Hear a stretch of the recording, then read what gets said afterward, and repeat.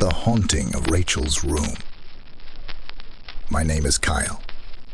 I'm an engineer. I have a small business that I work hard on. This was my wife's wish when she was with us. She was diagnosed with cancer. For almost a year, she struggled with a terrible disease. But the disease was stronger. She died 2 years ago. But I'm not alone. I have Rachel, our daughter, who was born just a few years before our family was struck by tragedy. We loved each other and planned our lives for several years ahead. But now, everything has collapsed and broken. Well, that's all in the past. And now we're left alone with Rachel. I miss my wife very much, but Rachel, in part, filled the emotional void that was left after the death of her mother. She is such a smart girl and quickly learns everything. In my free time, I try to teach her what I know myself, because I do not trust what children are taught in school these days. I taught her to be inquisitive and question everything until she explores herself. And I taught her not to believe in supernatural, such things as ghosts, monsters, and demons, because all this is just fiction created by people to explain inexplicable things. Since ancient times, people did not know why a hurricane happens, or vice versa. There is no rain for a long time, and they blamed witches and sorcerers for this. In our time, science has explained a lot, and what it still does not know, we have to unravel. It may not be the wisest thought, but I didn't want my daughter not to believe in ghosts and that kind of nonsense. But that day changed our lives, and perhaps our beliefs. That morning, I woke her up as usual. I had already prepared breakfast and called her to the table. "Don't forget to brush your teeth, dear." She smiled and ran to the bathroom. I changed, grabbed my laptop, and headed for the door. "Hurry up, or you'll be late for school," I yelled, looking at my watch. She suddenly appeared at my car. I took her to school and went to work. It was a busy day, full of meetings and plans, as usual. When I got home, I was very exhausted. We ate, watched TV, and I told Rachel to go to bed. You can go if you like, but I'll stay up for a bit, then go to sleep. There's a really good program on right now, and I don't want to miss it. She looked at me with a puppy dog look. She certainly felt like an adult, but she was still a child. Okay, but only for an hour. It's 9 o'clock. Thank you. I went to my room, threw myself on my bed, and completely passed out. I woke up to Rachel screaming.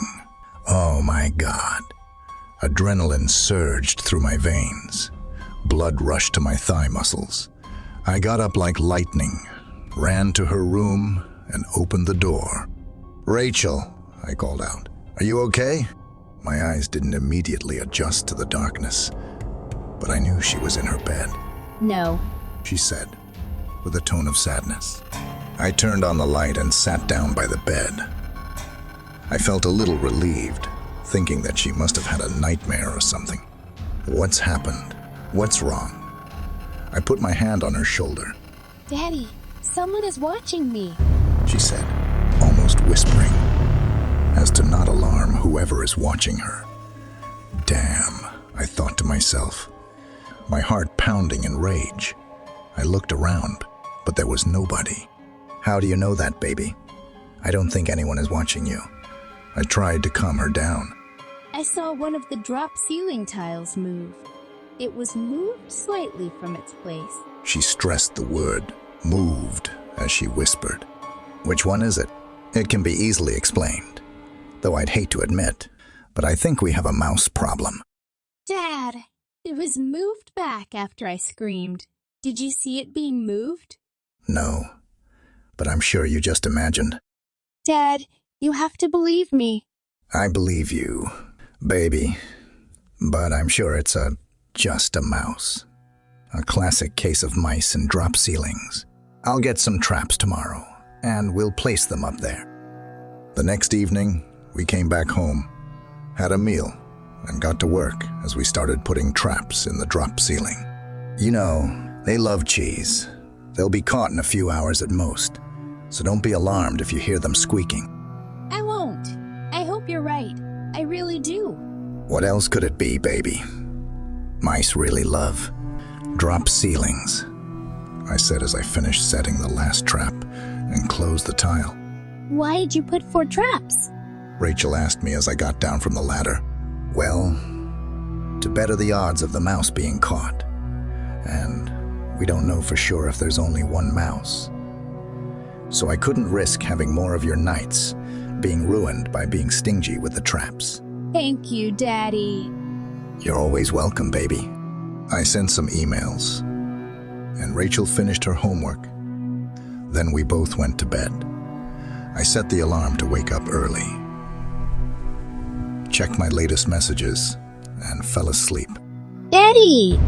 I woke up to the sounds of repeated screaming. The traps must have caught it. I looked at the clock, 2 a.m. Bloody hellish timing. I got up and ran to her room. Rach. I turned the light switch, but the lights didn't turn on. Rach, I screamed, trying to make out her outline on the bed. She was there. Rachel, are you all right? No, it's still watching me. It's watching us right now. She cried. Where is it? Which tile? I searched with my eyes, but my vision wasn't that helpful. In the corner.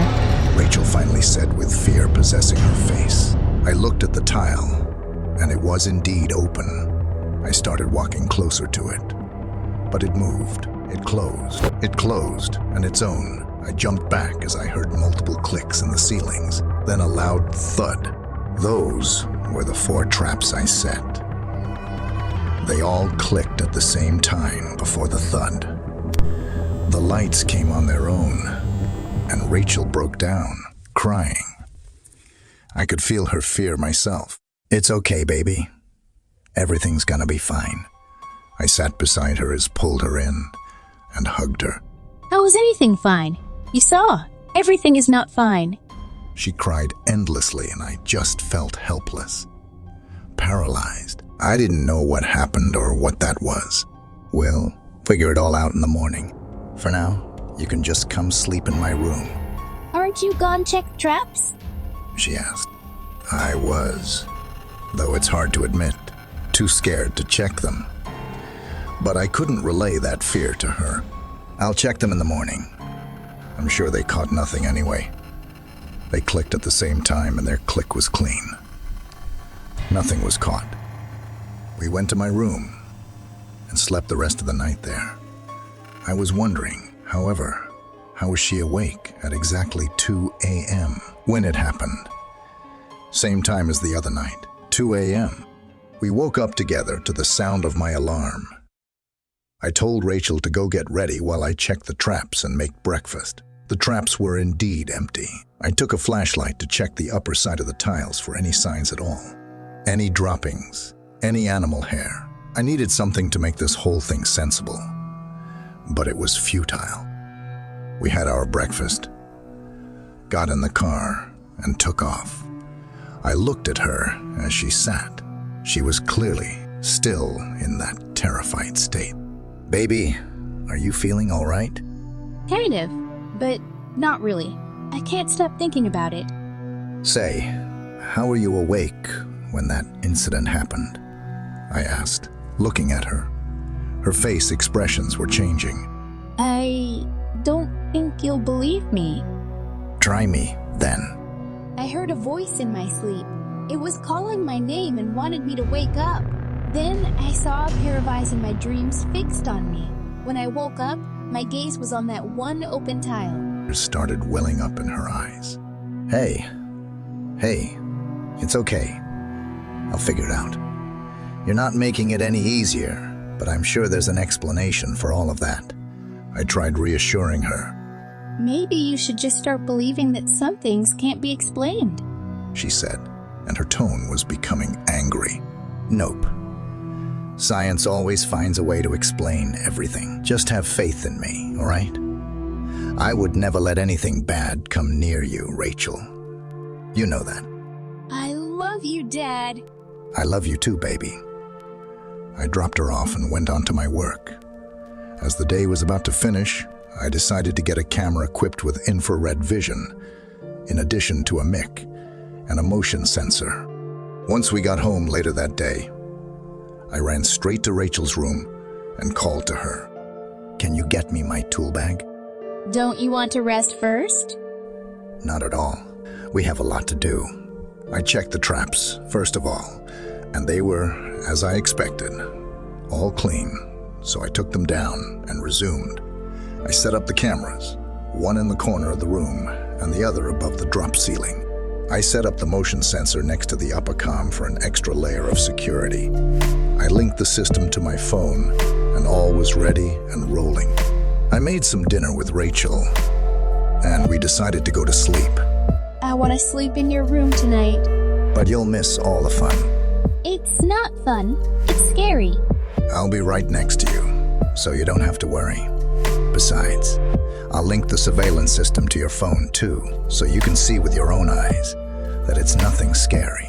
Just some animal looking for food. She whined for a bit, but I didn't want her to get used to sleeping in my room every time something happens. We went to sleep, and I was asleep at the blink of an eye, as I was extremely exhausted. I woke up to the alarms of my phone. It was the motion sensor app. I looked at the clock, and it was 1:59 a.m. I checked the comms, starting with Rachel's. She was turning around in bed, but still apparently dozed off. I checked the upper camera, and that was when I got up on my feet in a blink, and my heart had started beating uncontrollably. I saw a matty black figure in front of the camera. It was so dark, but I could see that the outlines of this creature were similar to a human figure with thick growth of hair on its head. And there was breathing. Heavy breathing got my hair stand on edge as I kept staring at it, started moving and turning, and that was the first time I saw its face. The face was disfigured by purulent mucus. It looked at me with its red glowing eyes. This creature clearly could not be a human or an animal. It was somehow terrifying. And the eyes, you could say they were two red demonic pits for eyes. They literally paralyzed me. I will never forget this look.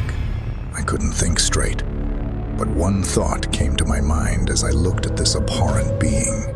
And as if it were reading my thoughts somehow, it grinned and moved away from the camera, and the whole broadcast was cut off. It must have cut off the wiring, I thought. I switched to the next camera, and Rachel was up on her bed, looking up at the ceiling, her eyes going towards the corner, and I felt my guts falling when the tile opened. I threw my phone away and ran to her room. Dad? I opened the door and tried switching on the lights, but they wouldn't turn on. I searched for Rachel on the bed and grabbed her as I heard growling from the corner of the room. Dad, it's down here. I carried Rachel with all my strength and ran towards the door. The thing haunted us, the corridor, but I managed to run into the room. I rushed to my room and locked the door behind us. I called 911 and reported having a rabid animal in my house, even though I knew very well it was anything but an animal. That grin and soul-stripping gaze couldn't belong to a simple animal. The animal control arrived and escorted us out as they checked the rooms. Some of the tiles in Rachel's room were down, and when they checked the ceiling, they found a huge crack that gods only know where they lead, but there was no way to tell. They suggested leaving the house for a couple of days and calling an exterminator to fix it, as the situation was out of their control. It was already 6 in the morning, so I called work to take a day off and rented a hotel room for me and Rachel while we get an exterminator. A few days later, the exterminator called me saying the house was clean, and he found nothing worth mentioning. He tried to fill the crack in the wall with poisonous gas, but it seemed endless, and the gas kept flowing non-stop. Whatever is in there is still in there. The crack probably is connected to the basement, and you may need to take down everything to find it. At that moment, I decided that it's not worth it, and I put the house for sale. I got as far away from the neighborhood as I could and tried not to completely ignore any potential news about the new owners as I could. I had to take care of my daughter. Now, we were safe, and her sleep was finally getting better. All this time, the thought that this creature called my daughter by name did not leave me.